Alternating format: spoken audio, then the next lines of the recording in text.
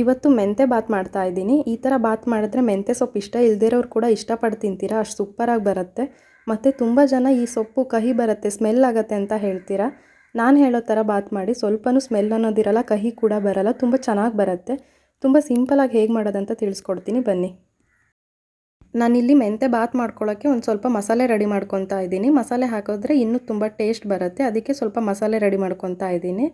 ಒಂದು ಮಿಕ್ಸಿ ಜಾರ್ಗೆ ಸ್ವಲ್ಪ ಕೊತ್ತಂಬರಿ ಸೊಪ್ಪು, ಶುಂಠಿ, ಬೆಳ್ಳುಳ್ಳಿ, ಹಾಗೆ 4 ಹಸಿಮೆಣಸು, ಹಾಗೆ ಸ್ಪೈಸಸ್ ಏನೇನು ಬರುತ್ತೆ ಎಲ್ಲ ತೊಗೊಂಡಿದ್ದೀನಿ. ಚಕ್ಕೆ, ಲವಂಗ, ಏಲಕ್ಕಿ, ಚಕ್ರ ಮೊಗ್ಗು, ಹಾಗೆ ಸ್ವಲ್ಪ ಸೋಂಪು, ಸ್ವಲ್ಪ ಜೀರಿಗೆ ಎಲ್ಲ ಹಾಕ್ಕೊತಾ ಇದ್ದೀನಿ. ಹಾಗೆ ಒಂದು ಸ್ವಲ್ಪ ತೆಂಗಿನಕಾಯಿ ಪೀಸ್ ಹಾಕ್ಕೊಳ್ತಾ ಇದ್ದೀನಿ. ಸ್ವಲ್ಪ ತೆಂಗಿನಕಾಯಿ ತುರಿನಾದರೂ ಹಾಕ್ಕೊಳ್ಳಿ. ಹಾಗೆ ಒಂದು ಸ್ವಲ್ಪ ಕಾಳು ಮೆಣಸು, ಹಾಗೆ ಒಂದು ಸ್ವಲ್ಪ ಅರ್ಶಿನದ ಪುಡಿ ಹಾಕಿ ಇದನ್ನು ರುಬ್ಬಿಟ್ಕೊಬಿಡೋಣ. ಇವಾಗ ಮೊದಲಿಗೆ ಇಲ್ಲಿ ನಾನು ಈ ಥರ ಮಸಾಲೆ ರೆಡಿ ಮಾಡಿಟ್ಕೊಂಡು ಆಮೇಲೆ ಬಾತ್ ಮಾಡೋಕ್ಕೆ ಸ್ಟಾರ್ಟ್ ಮಾಡ್ತೀನಿ. ಈಗ ಮಸಾಲೆ ರೆಡಿ ಆಗಿದೆ, ಈಗ ಬಾತ್ ಮಾಡೋಣ. ಈ ಕಡೆ ಒಂದು ಕುಕ್ಕರ್ ಬಿಸಿ ಇಟ್ಕೊಂಡಿದ್ದೀನಿ. ಇದಕ್ಕೆ 5 ಟೇಬಲ್ ಸ್ಪೂನ್ ಆಗೋಷ್ಟು ಎಣ್ಣೆ ಹಾಕ್ಕೊತಾ ಇದ್ದೀನಿ. ಎಣ್ಣೆ ಎಲ್ಲ ಬಿಸಿ ಆಗ್ತಿದ್ದಂಗೆ ಇದಕ್ಕೆ ಕಟ್ ಮಾಡಿರೋ ಈರುಳ್ಳಿ ಹಾಕ್ಕೊಳ್ಳೋಣ.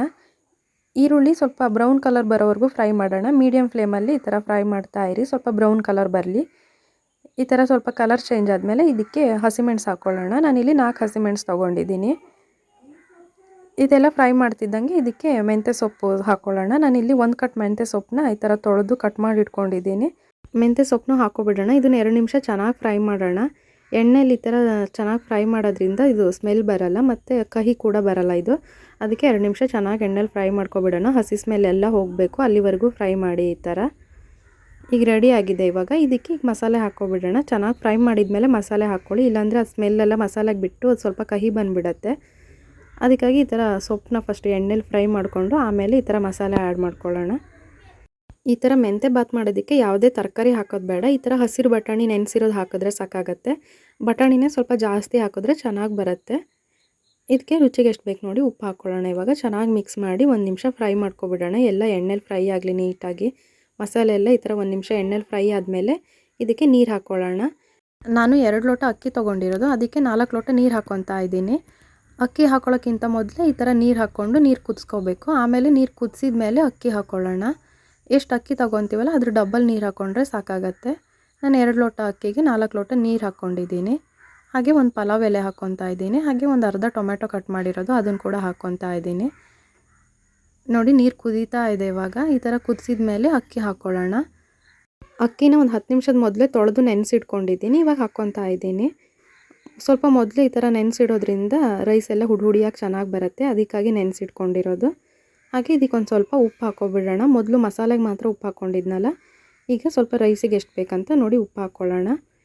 ಇದೊಂದು ಸರಿ ಈ ಥರ ಸರಿಯಾಗಿ ಮಿಕ್ಸ್ ಮಾಡ್ಕೊಬಿಡೋಣ. ಅಕ್ಕಿ ಎಲ್ಲ ಮಸಾಲೆ ಜೊತೆ ಹೊಂದ್ಕೊಳ್ಳುತ್ತೆ. ಹಾಗೆ ಇದೊಂದು ಸ್ವಲ್ಪ ಹುಳಿ ಇದ್ದರೆ ಚೆನ್ನಾಗಾಗತ್ತೆ, ಅದಕ್ಕೆ ಮೇಲ್ಗಡೆ ಒಂದು ಸ್ವಲ್ಪ ಲಿಂಬು ರಸ ಹಾಕ್ಕೊತಾ ಇದ್ದೀನಿ.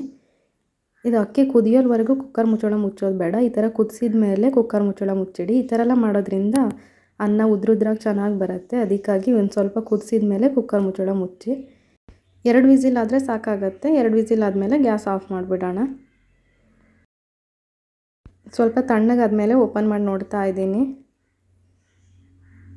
ನೋಡಿ ಇದು ಸೊಪ್ಪೆಲ್ಲ ಮೇಲ್ಗಡೆ ಬಂದಿದೆ, ಮಸಾಲೆ ಎಲ್ಲ ಮೇಲ್ಗಡೆ ಇದೆ. ಇದೊಂದು ಸರಿ ನೀಟಾಗಿ ಮಿಕ್ಸ್ ಮಾಡ್ಕೊಬಿಡೋಣ.